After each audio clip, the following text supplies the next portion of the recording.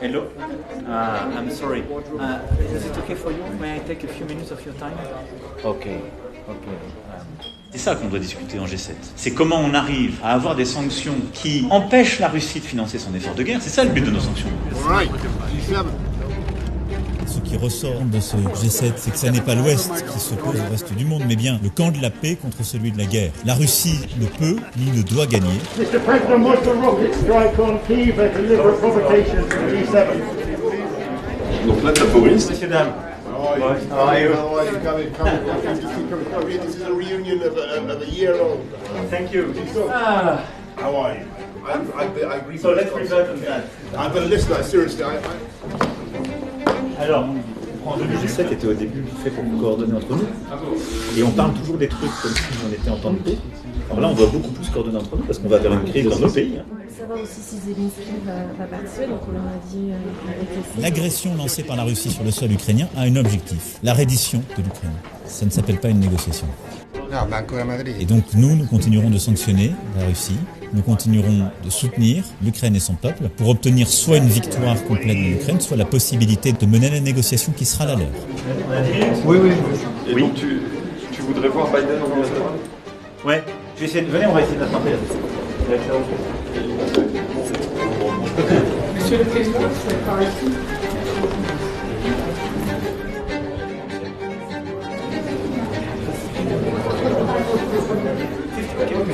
La difficulté qu'on a tous, c'est les prix du pétrole. Et c'est là où ce G7 est aussi très important pour nos vies et nos sociétés. C'est que les Américains, comme nous tous, on voit les prix du pétrole qui montent. I can tell you, it's economy. No, I agree. À Trudeau après. Tous les grands enjeux ensemble, que ce soit l'Ukraine, que ce soit... Ça a commencé? Justement, c'est maintenant qu'il faut y aller là-bas. Ouais. C'est ça.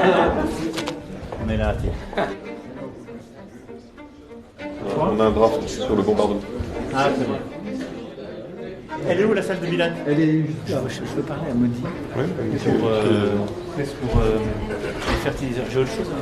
Comment ça va en Inde d'abord? Some of our partners at the G7 are pushing for a price cap on oil, Russian oil. What is your view and how do you see such a... Je vais vous débriefer un peu de la journée qu'on s'est donnée. Donc est-ce que nous on a des choses équivalentes qu'on peut livrer dans son arbre? Nous, si on peut le faire, est-ce que ça implique et quelles conséquences? Pas d'autres trucs urgents? Voilà. Il faut qu'on arrive à éviter que l'inflation, qu'il y a la guerre, ne rende la vie impossible pour beaucoup de nos compatriotes. Donc la réflexion qu'on a eue là sur trouver des solutions concertées pour baisser les prix de l'essence et du gaz, elle est essentielle pour le pouvoir d'achat et c'est la plus structurante parce qu'elle ne coûte pas d'argent aux contribuables et elle aidera le consommateur. Voilà.